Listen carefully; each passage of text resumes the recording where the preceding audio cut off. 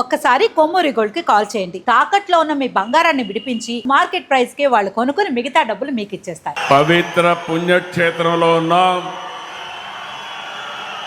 గట్టిగా చెప్పాలి, ఓం నమో వెంకటేశాయ, ఓం నమో వెంకటేశాయ. భారత్ మాతాకి, ఇంకా గట్టిగా భారత్ మాతాకి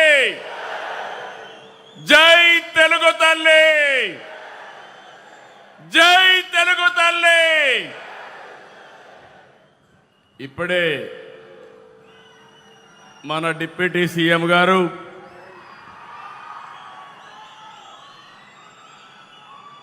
జనసేన అధినేత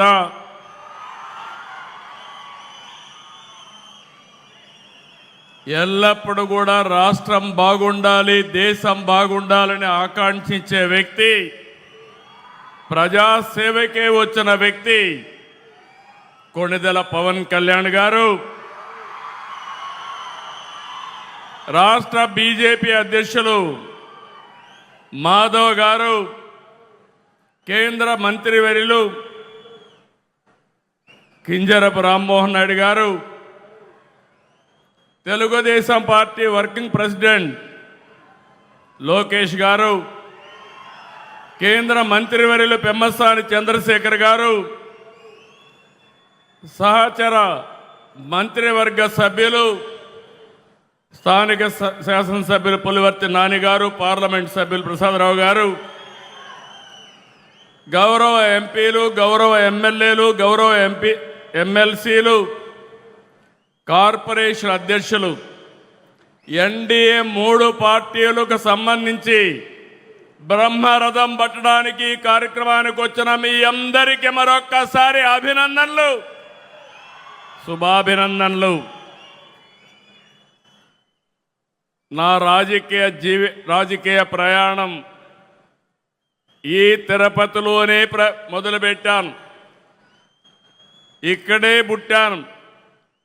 నాకు పునర్జన్మ ఇచ్చిన 7 కొండల వాడి చెంత ఈరోజు మీటింగ్ చూస్తే నమ్మకం,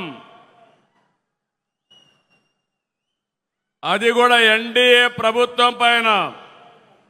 2 ప్రభుత్వాలు, మొన్నే ప్రధానమంత్రి నరేంద్ర మోడీ గారు 10వ తారీఖున 12 సంవత్సరాలు ప్రజల చేత ఎన్నికైన మొట్టమొదటి ప్రధానమంత్రి నరేంద్ర మోడీ గారు.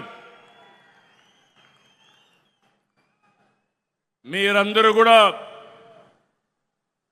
ఇదే రోజున ప్రమాణ స్వీకారం చేశాం. 2 ఏళ్ళు అయ్యింది. అయితే ఈరోజు మీరు చూస్తే 2024 ఎన్నికల్లో మోడీ గారు, పవన్ కళ్యాణ్ గారు, నేను కలిసి రాష్ట్రాన్ని గెలిపిద్దాం, ప్రజాస్వామ్యాన్ని కాపాడదామని మిమ్మల్ని కోరాను. ఈరోజు ఏ ఉత్సాహం ఉందో రాష్ట్రంలో, ఆ రోజు కూడా అదే ఉత్సాహంతో బ్రహ్మాండంగా పనిచేశారు, ప్రజలు ఆశీర్వదించారు. నేను రాజకీయాల్లో సుదీర్ఘంగా ఉన్నాను. 57% ఓట్ షేర్, 94% సీట్లు ఇచ్చిన ఘనత ఆంధ్రదేశ ప్రజానీకేనదని మరొక్కసారి విజ్ఞప్తి చేస్తున్నాను. మనమందరం కూడా గతాన్ని ఒక్కసారి గుర్తు చేసుకోవాలి. 14-19 ఎక్కడ చూసినా చీకటి, ప్రజాస్వామ్య పోకడలు లేవు. ఇంకో పక్కన 2014లో విభజన వల్ల కొంత నష్టపోయాం. 19-24 విధ్వంసమైంది. దీనివల్ల అన్ని రంగాల్లో సంక్షోభం, వ్యవస్థలు నిర్వీర్యం. 2019లో ప్రజావేదిక కూల్చివేతతో మొదలైన విధ్వంస పాలన ముగు అప్పులు, అరాచకాలు, ఆర్థిక విధ్వంసం, కూల్చివేతలతో కడకు రాష్ట్రాన్ని విధ్వంసం చేశారు. అవునా కాదా అని మిమ్మల్ని అడుగుతున్నా. ఇది మనకెప్పుడు గుర్తుండాల్సిన అవసరం ఉంది. కేంద్రం 12 సంవత్సరాల్లో బ్రహ్మాండంగా అభివృద్ధి చేశారు.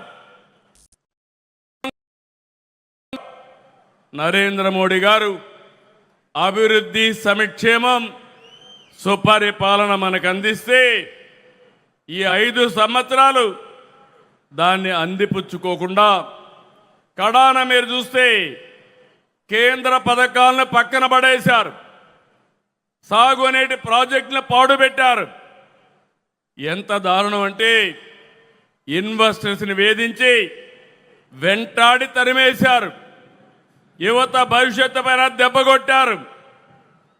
ఆ రోజు కేంద్రం ఇంటింటికి ట్యాప్ వాటర్ ఇవ్వాలని 27,000 కోట్ల రూపాయలు ప్రాజెక్టు శాంక్షన్ చేస్తే 40% గ్రాంట్ ఇస్తే దాన్ని కూడా ఉపయోగించుకోలేదు. దీంతో కేంద్రం అన్ని పథకాలు నిలిపేసింది.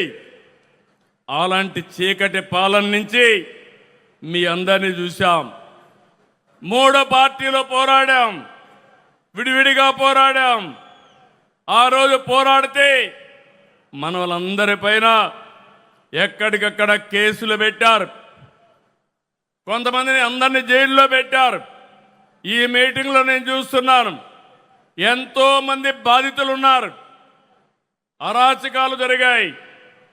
ఆ చీకటి పాలనను తీల్చుకొని ఈరోజు మనందరం కూడా ప్రజాపాలన వచ్చింది.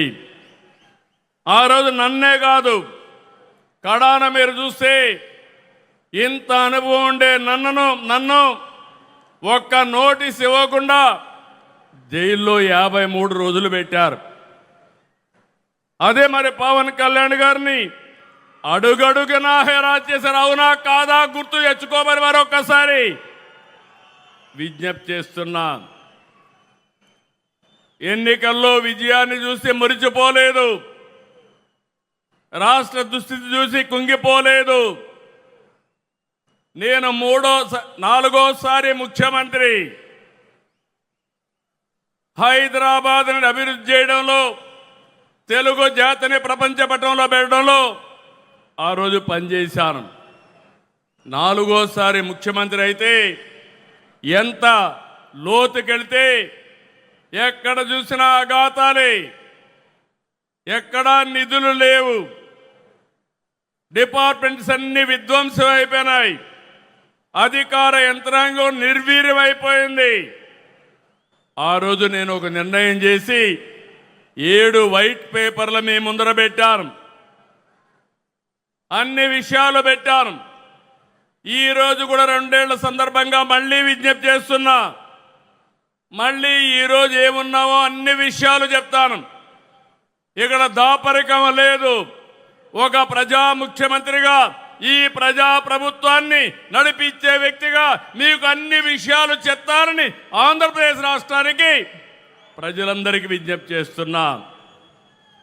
మీరు ఆ రోజు తీసుకున్న విజ్ఞత, ఆ విజ్ఞతే డబల్ ఇంజన్ సర్కార్ ఎన్డీఏ ప్రభుత్వానికి ఓటేసి రాష్ట్రాన్ని గెలిపించిన రాష్ట్ర ప్రజలకి మరొక్కసారి శిరస్సు వంచి మనస్సాక్షిగా నమస్కారాలు తెలియజేస్తున్నా.